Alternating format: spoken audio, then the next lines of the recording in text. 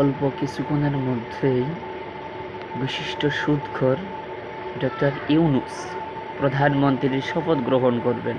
দেখতে থাকুন ভিডিওটি। দর্শক, এই মুহূর্তে শাহজালাল আন্তর্জাতিক বিমানবন্দরে রয়েছেন আমার সহকর্মী আশিক মাহমুদ। সরাসরি যাব তার কাছে। আশিক, ডক্টর ইউনূসকে স্বাগত জানাতে কি ধরনের প্রস্তুতি নেওয়া হয়েছে, কি দেখতে পাচ্ছেন আপনি? নুডলস খান নাই তো নুডলসই খান নাই।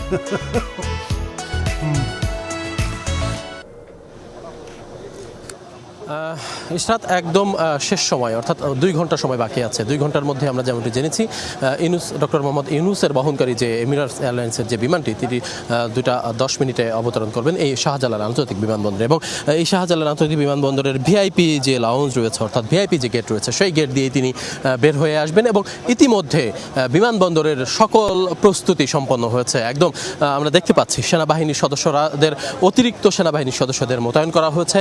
তারা নিরাপত্তায় সর্বোচ্চ প্রস্তুতি নিয়ে রেখেছে। এর বাইরেও বিমানবন্দরের যারা নিরাপত্তা কর্মী, এপিবিএন সহ অন্যান্য যারা রয়েছেন, তারাও কিন্তু সর্বোচ্চ প্রস্তুতি নিয়ে রেখেছেন। আমরা যেমনটি জানি, 2:10 নোবেলজয়ী ডক্টর মোহাম্মদ ইউনূসের বহনকারী বিমানটি যখন এই শাহজালাল আন্তর্জাতিক বিমানবন্দরে অবতরণ করবে, তারপরই কিন্তু এই বাংলাদেশের ইউনূসের বহনকারী বিমানটি যখন এই শাহজালাল আন্তর্জাতিক বিমানবন্দরে অবতরণ করবে, তারপরই কিন্তু এই বাংলাদেশের বর্তমান সেনাপ্রধান ওয়াকরুজ্জামান তিনি ডক্টর মোহাম্মদ ইউনূসকে স্বাগত জানাবেন। এরপরে আমরা যেমনটি জানতে পেরেছি সূত্রের মাধ্যমে, তিনি সরাসরি এই ভিআইপি গেট দিয়েই বের হয়ে আসবেন। এবং এরপরেই আমরা জানি যে শিক্ষার্থীদের যে আন্দোলনের ফলে শেখ হাসিনা সরকারের পতন হয়েছে, সেই বৈষম্য বিরোধী ছাত্র আন্দোলনের যারা সমন্বয়ক ছিলেন, তারাও এই বিমানবন্দরের ভিআইপি গেটে আসবেন। তারাও তাকে অভ্যর্থনা জানাবেন। এবং তারপরেই আমরা জানি গাড়ি বহর নিয়ে ভিভিআইপি প্রোটোকলে, অর্থাৎ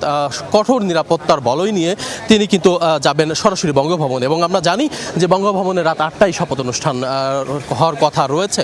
তো সব মিলিয়ে এখন পর্যন্ত বলা চলে যে বিমানবন্দরের একদম সার্বিক প্রস্তুতি নিয়ে রাখা হয়েছে। একদম শেষ সময়ের প্রস্তুতি চলছে। আর মাত্র 2 ঘন্টা পরই নোবেলজয়ী ডক্টর মোহাম্মদ ইউনূস বাংলাদেশের মাটিতে পা রাখবেন এবং রাত 8টায় তিনি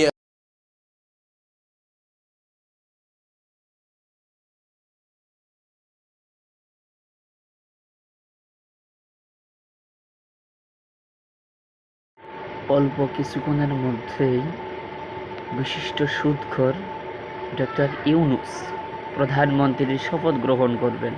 দেখতে থাকুন ভিডিওটি।